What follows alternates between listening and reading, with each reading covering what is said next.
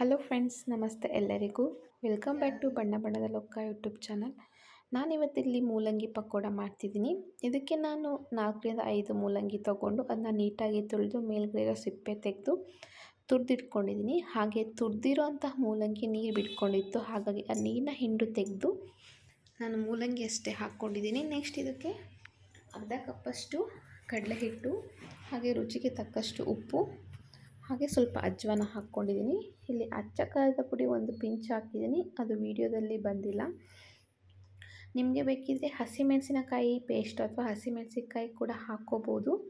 So ನೋಡಿ, ನಿಮಗೆ ಖಾರಕ್ಕೆ ಅನುಗುಣವಾಗಿ ಆ್ಯಡ್ ಮಾಡ್ಕೊಳ್ಳಿ. ಇದನ್ನು ಹಾಗೆ ಫಸ್ಟು ಕಲಿಸ್ಕೊತೀನಿ. ಮೂಲಂಗಿ ಬಂದು ನೀರು ಬಿಡೋ ಅಂಶ ಜಾಸ್ತಿ, ಹಾಗಾಗಿ ನಾನು ಮೊದಲಿಗೆ ನೀರು ಹಾಕ್ಕೊಳ್ಳಲ್ಲ.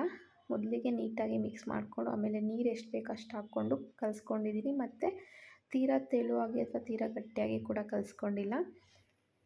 ನಾನು ಇದನ್ನು ಒಲೆಯಲ್ಲಿ ಮಾಡೋದ್ರಿಂದ ಮೊದಲಿಗೆ ನಾನು ಒಲೆ ಮೇಲೆ ಎಣ್ಣೆ ಇಟ್ಕೊಂಡು ಎಣ್ಣೆ ಬಿಸಿ ಮಾಡ್ಕೊಂಡಿದ್ದೆ. ಆ ಬಿಸಿಯಾದ ನಂತರ ಅದಕ್ಕೆ ಬಜ್ಜಿಗಳನ್ನ ಹಾಕ್ಕೊಂಡು ಒಂದೊಂದಾಗಿ ಕರ್ಕೊತಾ ಇದ್ದೀನಿ. ಬಜ್ಜಿ ಅಂತೂ ತುಂಬ ಚೆನ್ನಾಗಿ ಬಂದಿತ್ತು.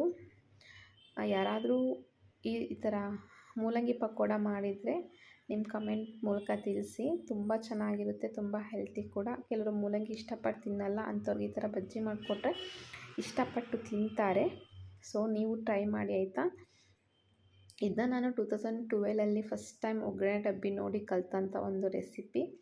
ಅವಾಗ ಮಾಡ್ತಾಯಿರ್ತೀನಿ ಆಯಿತಾ. ವಿಡಿಯೋ ಯಾರಾದರೂ ಫಸ್ಟ್ ಟೈಮ್ ನೋಡ್ತಿದ್ರೆ ದಯವಿಟ್ಟು ಸಬ್ಸ್ಕ್ರೈಬ್ ಮಾಡಿ, ಶೇರ್ ಮಾಡಿ, ಹಾಗೆ ಲೈಕ್ ಮಾಡಿ. ನಾನು ಇದ್ರ ಜೊತೆಗೆ ಹಲಸಿನ ಪಕೋಡ ಮಾಡ್ಕೊಂಡಿದ್ದೆ ಆಯಿತಾ. ಅದು ತುಂಬ ಚೆನ್ನಾಗಿತ್ತು.